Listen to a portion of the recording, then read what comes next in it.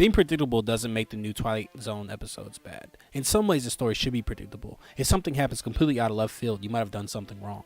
Deus Ex Machina endings aren't predictable, but they're still bad. You can make a completely entertaining story, all while having the viewer be able to guess what happens from the very start. Twilight Zone is bad because it's bad. The predictability doesn't help. Sometimes something can be predictable and the writers can slowly twist a knife, making the entire experience dreadful and anguishing. Black Swan literally spoils what will happen in the fucking title, and it's a riveting move. Twilight Zone clearly wants you to be taken off guard by its ending that you see coming from a mile away. The comedian had one moment that shocked me. That's just a ripoff of The Shining.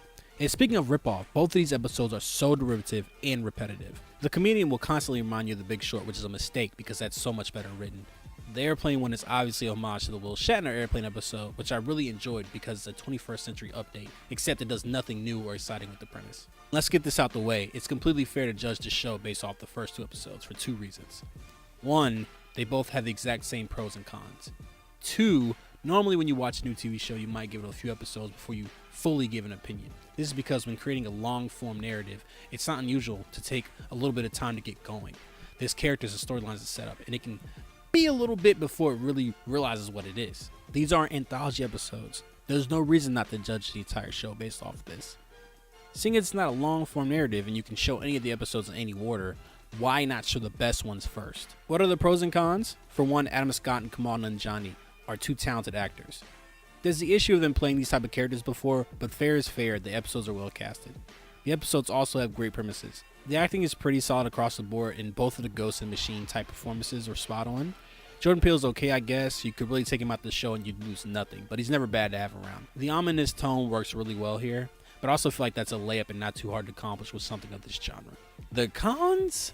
I won't even mention the predictability. Let's pretend I was taken by surprise by the endings, which if you've seen any anthology episode before, not necessarily even the Twilight Zone, it could be Black Mirror, Tales from the Crypt, etc.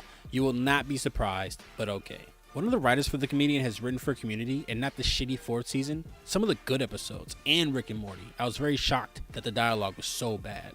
Then the episodes themselves are so repetitive. There's no reason these couldn't have been 20 minutes long. This is like when Arrested Development went on Netflix and then the timing and pacing was completely ruined because there was no more commercial breaks. If you've seen 15 minutes, you've seen the entire thing. I fashion myself somewhat of an anthology addict. I think they're so interesting. They're free from any rules or precedents from previous episodes. My favorite is hands down Black Mirror, but I also really enjoyed Love, Death, and Robots. That said, Twilight Zone feels like the weight of the old show is holding it back.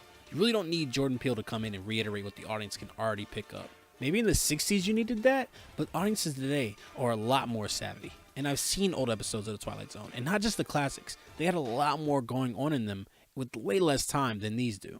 Hulu even has an anthology horror show, and that isn't much worse than this, with way less production and creative talent behind it. The first thing this show had to do was justify the reason to watch it instead of going back to watch the old series. The only thing it has better than the old series is cuss words in that they're in color.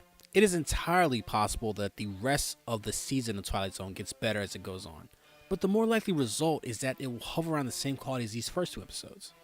People are only saying give it a chance to get better because the first two episodes were weak.